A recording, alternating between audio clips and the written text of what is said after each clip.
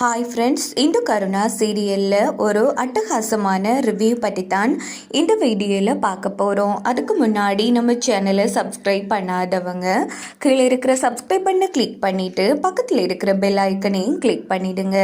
இங்கே பார்த்தோன்னா நம்ம இந்துவும் அவங்க அப்பாவும் எங்கால நம்ம சுகுணா 3 பேரும் கிளம்பி நம்ம கருணாவோட ஃப்ரெண்டு பாண்டி வீட்டுக்கு போயிடுறாங்க. இந்த பக்கம் பாண்டி கருணாவுக்கு ஃபோன் போட்டு, மச்சான் நீ சொன்ன மாதிரி தங்கச்சியை அவங்க அப்பாவையும் அண்ணியை நம்ம வீட்டுக்கே அழைச்சிட்டு வந்துட்டேன்டா அப்படின்னதும், ரொம்ப நன்றிடா, இப்போதைக்கு இந்த விஷயம் யாருக்கும் தெரிய வேணாம், கண்டிப்பா அண்ணனுங்க பிரச்சனை பண்ணி அங்கிருந்து அவங்கள விரட்டி அடிக்க பார்ப்பாங்க அப்படின்னதும், அதெல்லாம் யாருக்கும் தெரியறதுக்கு வாய்ப்பில்லை மச்சான், நான் பார்த்துக்கிறேன் அப்படின்னுட்டு பாண்டி ஃபோன் பேசிட்டு நேரா இன்று அவங்க அப்பாவை கவனிச்சுக்கிறாங்க. இங்க பாருங்கப்பா, நடந்ததெல்லாம் நடந்து போச்சு, இனித்தான் நீங்க மனசை தளர விடாம இருக்கணும், உங்களை நம்பித்தானே உங்க பொண்ணு இன்று இருக்கா, அதனால எதை பற்றியும் யோசிக்காதீங்கப்பா, கண்டிப்பா எல்லாம் நல்லதாவே நடக்கும் அப்படின்னதும், இல்லை தம்பி, நான் ஒரு நிமிஷம் என் மாப்பிள்ளையை தப்பா நினைச்சிட்டேன், என் மாப்பிள்ளை ரொம்ப நல்லவர், அவரு நல்லவருன்ற படியாதான் நாங்க நடுத்தெருவுக்கு வந்துடக்கூடாதுன்னு உங்க வீட்டிலே எங்களை தங்க வச்சிருக்காரு, ரொம்ப நன்றி தம்பி அப்படின்னு போதும். இங்க பாருங்க, நீங்க எனக்கு நன்றி சொல்றீங்க, பின்ன எங்களுக்கு அடைக்கலம் கொடுத்துருக்கீங்களே, உங்களுக்கு நன்றி சொல்லாம வேற யாருக்கு தம்பி நான் நன்றி சொல்லுவா அப்படின்னு சொல்லி ரொம்ப வருத்தப்பட்டு அழுதுட்டு இருக்காங்க இந்துவோட அப்பா. இங்க பாருங்கப்பா, நீங்க எதை பத்தி யோசிக்காதீங்க, முதல்ல அழுறது நிப்பாட்டுங்கப்பா அப்படின்னதும், சரிம்மா இந்தோ அதெல்லாம் இருக்கட்டும், அப்படின்னா நீ நிஜமாவே மாப்பிள்ளைய காதலிச்சு கல்யாணம் பண்ணலையா, உன் அக்கா கல்யாணம் நல்லபடியா நடக்கணுங்கிறதுக்காகத்தான் நீ இந்த கல்யாணத்தையே பண்ணியா, சொல்லுமா இந்து, எனக்கு உண்மை தெரிஞ்சே ஆகணும் அப்படின்னதும், இதை கேட்டு இந்து அந்த இடத்துல அழ ஆரம்பிக்கிறாங்க. ஆமாப்பா, அந்த இடத்துல எனக்கு வேற வழி தெரியல அப்படின்னு சொல்லி ரொம்ப ஃபீல் பண்ணி அழ ஆரம்பிக்கிறாங்க இந்து. இன்னொரு பக்கம் பார்த்தோன்னா சுகுணா ஒரு பக்கம் அழுதுட்டு இருக்காங்க.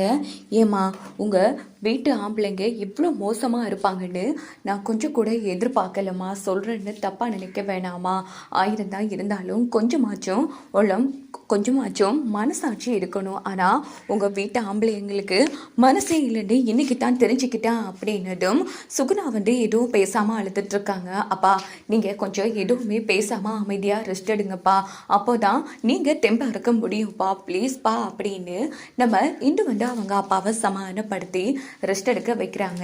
இன்னொரு பக்கம் பார்த்தோன்னா நம்ம திவாகர் அங்கே இங்கேயும் செம்ம டென்ஷனில் இருக்காங்க. என்ன மாமா, நம்ம ஆசைப்பட்ட மாதிரி அப்படித்தான் எப்படியோ அந்த இந்துவை வீட்டை விட்டு விரட்டி அடிச்சிட்டோம் இல்லையா, பின்ன எதுக்கு டென்ஷனாக இருக்கீங்க அப்படின்னதும், அந்த இந்து அவ அப்பனை இழுத்துட்டு அந்த பாண்டி வீட்டில் போய் இருக்காளாம், எங்கே போனாலும் அவளுக்கு அடைக்கலம் கிடைச்சே ஆகுது, எப்படியாச்சும் அவளை நான் பழி வாங்கியே தீரணும் அப்படின்னதும், மாமா என்கிட்ட இன்னொரு சூப்பரான ஐடியா இருக்கு, அதை மட்டும் பண்ணிட்டோன்னு வச்சுக்கோங்களேன், அதுக்கப்புறமா இந்துவால இனி எந்த ஒரு இடத்துக்கும் போகவே முடியாது அப்படின்னதும், என்ன ஐடியா, இங்கே பாருங்க மாமா, நம்ம வீட்டு சொத்து பணம் 50 லட்சம் ரூபா பணத்தெல்லாம் ஆட்டையை போட்டுட்டு வீட்டை விட்டே ஓடிட்டான்னு திருட்டு பழியை போட்டு போலீஸில் கம்ப்ளைண்ட் கொடுத்துடலாம், அதுக்கப்புறமா போலீஸும் அவளை கைது பண்ணிட்டு போயிடுவாங்க, இதுக்கப்புறமா சுகுணா அக்காவுக்கும் யாரும் இடம் கொடுக்க முடியாது, அவள் அப்பனும் நடுத்தருவில் தான் நிற்பான் அப்படின்னதும், ஐடியா சூப்பராக இருக்குது அப்படின்னுட்டு உடனே திவாகர் என்ன பண்ணுறாங்கன்னா போலீஸில் கம்ப்ளைண்ட் கொடுக்குறாங்க,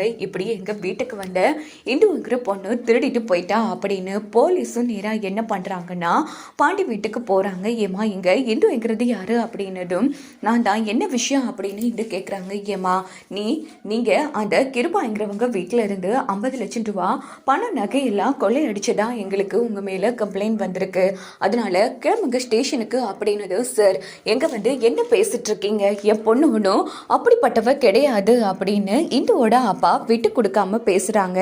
இங்கே பாருங்க சார், உங்கள் பொண்ணு எப்படின்னு உங்களுக்கு தான் தெரியும், எங்களுக்கு இவங்க மேலே கம்ப்ளைண்ட் வந்திருக்கு, அதனால இப்போதைக்கு எங்களால் எதுவும் பண்ண முடியாது, எதுவாக இருந்தாலும் உங்கள் பொண்ணு ஸ்டேஷனில் பேசட்டும், ஏமா கிளம்புமா ஸ்டேஷனுக்கு அப்படின்னதும், ஐயோ என் பொண்ணு விடுங்க அப்படின்னு இந்து அப்பா அழுதுட்டு இருக்காங்க. அப்பா, நம்ம எந்த தப்பும் பண்ணலப்பா, அதனால எந்த பிரச்சனையும் வராது, நான் பார்த்துக்கிறேன், நீங்கள் அழாதீங்கப்பா, சுகுணாக்கா என் அப்பாவை பார்த்துக்கோங்கக்கா, பாண்டி அப்பா கவனம் அப்படின்னுட்டு இந்து போகிறாங்க. என்ன இது, கஷ்டத்துக்கு மேலே கஷ்டத்தை கடவுள் கொடுத்துட்டே இருக்கானே அப்படின்னு இந்து அப்பா வருத்தப்பட்டு அழுதுட்டு இருக்காங்க. ஐயோ இந்து சிஸ்டர் பாவம், எடுபட்ட பயலுங்க, யார் இப்படி பண்ணானுங்களே தெரியலையே அப்படின்னுட்டு உடனே பாண்டி என்ன பண்ணுறாங்கன்னா கிருபாவுக்கு நம்ம கருணாவுக்கு வந்து ஃபோன் அடிக்கிறாங்க. நடந்த விஷயத்த சொன்னதும் சரி, ஃபோனை வை நான் பார்த்துக்கிறேன் அப்படின்னுட்டு உடனே கருணா ஸ்டேஷனுக்கு போகிறாங்க. அங்கே பார்த்தோன்னா இந்து வந்து லாக்கப்பில் போட்டுட்ருக்காங்க. சார், நான் தான் சொல்கிறேன்ல, எந்த தப்பும் பண்ணலை சார், என்ன ஆதாரம் இருக்குது, நான் தான் பணத்தை திருடுனேன்னு, தயவு பண்ணி சொல்கிறத கேளுங்க அப்படின்னதும் போலீஸ் வந்து திவாகரோட ஆள் போல இருக்குது. அப்போது கருணா வந்து சார் என்னாச்சுன்னு இப்போது இந்த பொண்ணை வந்து கைது பண்ணியிருக்கீங்க, ஆமாம் நீங்கள் யார் அப்படின்னு இன்ஸ்பெக்டர் கேட்டதும் கிருபானனோட தம்பி அப்படிங்கிறாங்க. இங்கே பாருங்க சார், இந்த பொண்ணு தானே உங்கள் வீட்டில் இருக்கிற பணத்தை திருடிட்டு போனவ அப்படின்னது. சார், அவள் அப்படிப்பட்டவ கிடையாது.